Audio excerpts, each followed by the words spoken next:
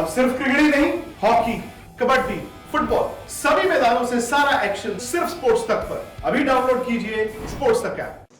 दिल्ली में निगम चुनाव आने वाले हैं और उस पर जो सियासत है वो भ्रष्ट बनाम भ्रष्ट की शुरू हो गई है। एक तरफ बीजेपी कह रही है आम आदमी पार्टी भ्रष्ट है, आम आदमी पार्टी बीजेपी को भ्रष्ट बता रही है।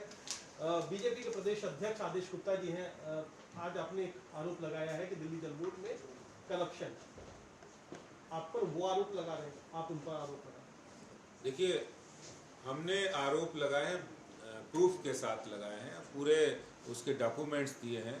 मैं आज दिल्ली जल बोर्ड ने बहुत सारे घोटाले किए, हर घोटाले का उजागर किया। आज एक और नया घोटाला निकला जिसमें दिल्ली जल बोर्ड ने 14 करोड़ 92 लाख रुपए जो करार किया था कॉरपोरेशन बैंक से, बिल्स जमा होते हैं, जनता का पैसा जो जल बोर्ड में जाना है, उस पैसे का कोई हिसाब किताब नहीं है।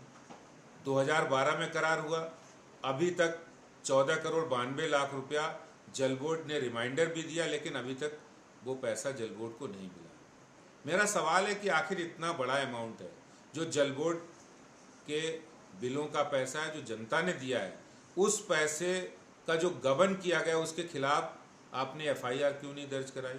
दिल्ली जल बोर्ड, दिल्ली सरकार ने अभी तक उस पर कोई कार्रवाई क्यों नहीं की, क्यों जांच नहीं की?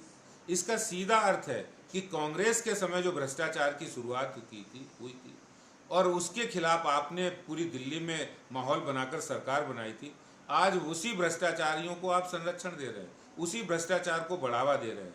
तो मेरा सवाल है कि आखिर दिल्ली जल बोर्ड हो, दिल्ली डीटीसी हो या शराब माफिया हो या ड्यूसिव हो, सब संस्थाएं तो आपकी भ्रष्टाचार में लिप्त हैं और आप भ्रष्टाचार के खिलाफ लड़ाई लड़ रहे हैं, आप भ्रष्टाचार के खिलाफ बातें करते थे।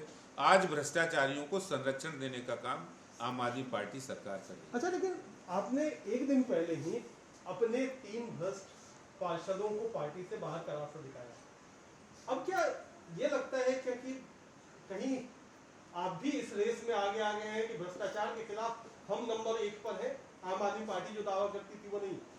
देखिए, हमारे देश के प्रधानमंत्री नरेंद्र मोदी जी भ्रष्टाचार पर ना खाऊंगा ना खाने दूंगा, जीरो टॉलरेंस पॉलिसी के तहत भारतीय जनता पार्टी का कमिटमेंट है।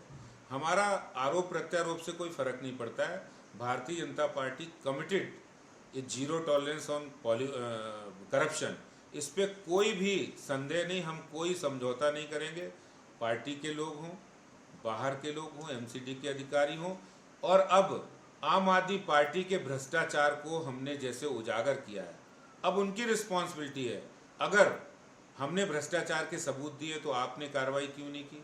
हमने डीटीसी बस घोटाले की जांच की मांग की, सीबीआई जांच कर रही है, तो नैतिकता के नाते आपने गहलोत का इस्तीफा क्यों नहीं मांगा? आपके विधायक जेल रह के आए भ्रष्टाचार में, आपने क्यों नहीं उनको बाहर किया? आप भ्रष्टाचारियों को संरक्षण देने वाले बन गए, और यहाँ तक कि जिन पार्षदों को हमने भ्रष्टाचार के आरोप में निकाला है, उन पार्षदों को आप पार्टी में लेकर भ्रष्टाचारियों के साथ संरक्षण की बात को पुख्ता करते हैं। और ये जो सवाल है, झूठ के आधार पर वो जो बातें कहते हैं, वो सब लोगों के सामने है। अच्छा, आखिरी सवाल, आपके जो पूर्व मेयर हैं उन्होंने ये बात कही कि एमसीडी में अधिकारी से लेकर के नेता तक भ्रष्ट। किस तरीके से देखते हैं, क्योंकि चुनाव है, आपका एमसीडी पे कई सालों से अधिकार है, आधिपत्य, किस तरीके से इस आरोप को देखते हैं, क्योंकि आपके अपने पूर्व मेयर इस तरीके का आरोप लगा? देखिए, सवाल ये है कि हमारी नीयत क्या है। अगर हमारी नीयत, भारतीय जनता पार्टी की नीयत है भ्रष्टाचार को समाप्त करने की, अगर कोई व्यक्ति कुछ सबूत के साथ बात कहता है तो जरूर उस पर कार्रवाई होनी चाहिए। और हमने यह कहा है कि एमसीडी के अधिकारी हों, जब हमने अपने पार्षद, पार्टी के पार्षदों को हम बाहर का रास्ता दिखा सकते हैं, तो हमारे जो एमसीडी के अधिकारी हैं, अगर कोई वो ऐसी करप्ट प्रैक्टिसेस में इन्वॉल्व हैं, उनको हम जरूर कार्रवाई करेंगे।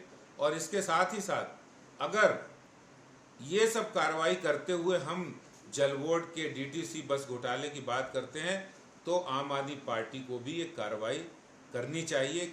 अगर वो नहीं कर रहे हैं तो इसका सीधा अर्थ है कि वो भ्रष्टाचारियों को संरक्षण दे रहे, नीयत में खोट है। भारतीय जनता पार्टी स्वच्छ राजनीति करती, ईमानदारी की राजनीति करती है। हमारे प्रधानमंत्री मोदी जी ने भ्रष्टाचार पर भ्रष्टाचार को समाप्त करने का काम किया। कांग्रेस के समय में खुद उनके प्रधानमंत्री कहा करते थे हम 100 रुपया बेचते हैं, 15 रुपया तक लोगों तक पहुंचता है। प्रधानमंत्री जी ने डायरेक्ट बेनिफिट ट्रांसफर में लोगों को लाभ पहुंचाने का काम किया और भ्रष्टाचार समाप्त करने का काम किया। तो कहानी दो पार्टियों की है, दोनों पार्टियां कह रही हैं मेरी कमीज आपकी कमीज से ज्यादा साफ है। अब जनता को तय करना है किसकी कमीज उन्हें साफ दिखाई पड़ती है, किसकी कमीज पर धब्बा।